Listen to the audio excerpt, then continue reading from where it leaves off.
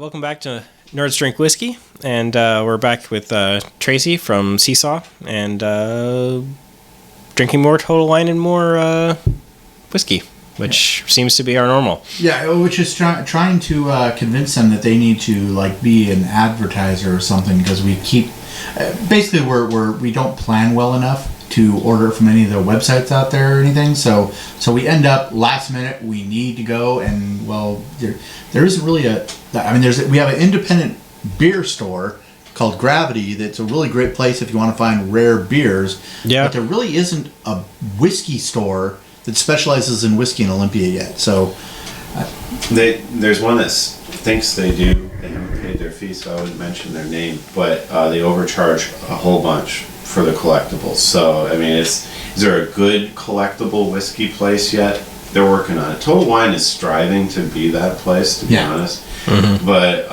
it takes a little work, and they're striving, and that's important. But you're right. They really need to maybe start sponsoring with a subsidy of some sort. I agree. I think they do. Yeah. Absolutely. Yeah. So what do we got that week? Now this is an exclusive to Total Wine, so that's one of the reasons why we're mentioning them. This is gonna pack. I'm assuming pack a little bit of a punch. This is 108 proof. It is a Westland, and it's going to be a single malt American. So kind of sort of an Americanized would you call this an Americanized Scotch? They're trying.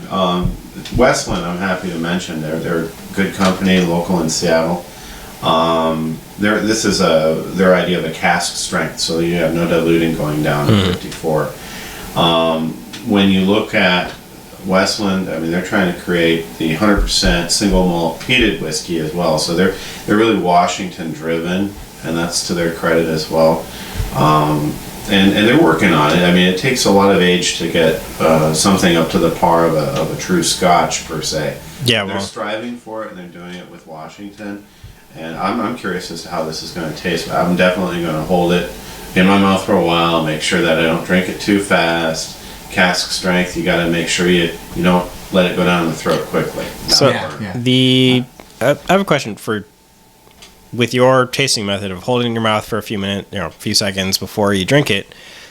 Does that make any difference with things like this, which were open today? Like a lot of whiskeys, we don't open, and so they don't breathe. So do you have any idea if it makes any difference with the breathing? You're not losing enough alcohol by opening it to make a difference. Okay, well, yeah. Okay. So, I mean, it's just, the method is basically, because it's being held in the mouth, it has a chance to dilute naturally given the saliva, and that will help break it down to maybe 45% by the time I'm swallowing it. But it'll numb my tongue instead of burn my throat as part of the goal on this one. Mm-hmm. But I really want to see what this tastes like. Westland's barley, is Washington barley, and it's very different than what they use in Scotland or in other barleys. So it's got its own flavor to it. It's more herbal. Okay.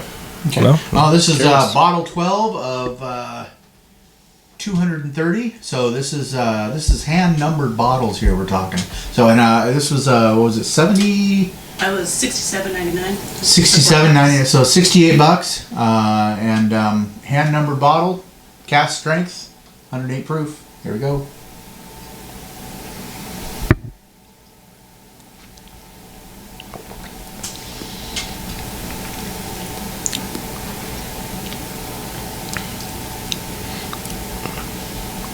Well, for being as strong as it is, it doesn't punch you in the face. Mm-hmm. It doesn't use any rye, so you're not going to have spice. Yeah, it finishes really, really easily, and it goes on the tongue very sweet. Switch around your tongue a little bit, and it does start to burn a touch. But for 108 proof whiskey, that's. I get a lot of smoky. That second taste was really smoky. They must have fired the barrel on that one, and then lots of charcoal in there. It reminds me of Field of Flowers. I mean, the floral on the front end. It wasn't just sweet. I mean, it was like nasturtiums, like heather, like a lot of wildflowers just blowing up in a honey caramel of sorts. Yeah. God, that finishes really well. I really love the finish on that. So, Contender for Burnside? well, I wouldn't compare this to Burnside because it's not only is this a single malt, but this is also such a higher proof that it's almost some whiskeys, like within the world of whiskey, you have some that are just completely different beverages. To compare them is there's nothing to. You can't. It's apples to oranges. There's a Highland floral sector this is striving for, but it's got that American hardiness. I mean, this thing's got some. This is hardy. Yeah, this is pretty hardy. This is not delicate. And most scotches are delicate. This is definitely Americans. American and delicate don't usually go together in general, but it's especially true in whiskey. Not to say that I'm the all Scotch about delicate. What are you talking about? not to say that the Scottish people are delicate, but anyway, this is definitely a whiskey that will hold up in a mixed drink as well. You're going to see it pronounce. So it's not just something you can drink straight up. This is a good utilitarian whiskey. I mean, you can use this in a Manhattan all day long instead of a rye to put a real good twist on it. Imagine this with a cherry and a bitters. Yeah. I would almost hate to mix this with anything. This thing opens up this thing's got such a neat twist to it. That floral sweet makes me want to wander into mixed drinks with it. I like it straight, but I like turning people's ears when they're like, ooh, that was a Manhattan or that was a whiskey sour. What the hell was that? It was good. You know, it's good, but it's a little bit of a surprise, and that's kind of the nature of that one in general. Yeah, cool. So highly recommend. I'm really loving this. The Westland American Single Malt at God, we need to stop saying their name. Total Wine and More. And your local box liquor store. Yeah, your local, not at all independent liquor store. And you can't get bottle 12 of 230. I already. But you can get it out of cask number 572. Yes, possibly, yes. So, all right. So, anyways, be looking soon. By the time this airs, our Nerds Drink Whiskey shot glasses are almost available. Late May, early June. So, and pretty soon we're going to be going to Cigar Daddies in Lacey, Washington. We're going to be recording that May 7th.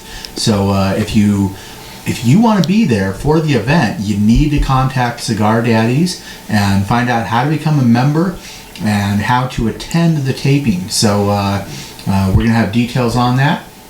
But I'm a complete noob to cigars. You've said you tried it a couple times. Yeah, I've had a cigar or two, but he's going to teach us how to pair a good whiskey with a good cigar. So we're going to be taken to school. So that's May 7th. So then those episodes will air after May 7th. So stay tuned and see you next week with another episode of Nerds Drink Whiskey.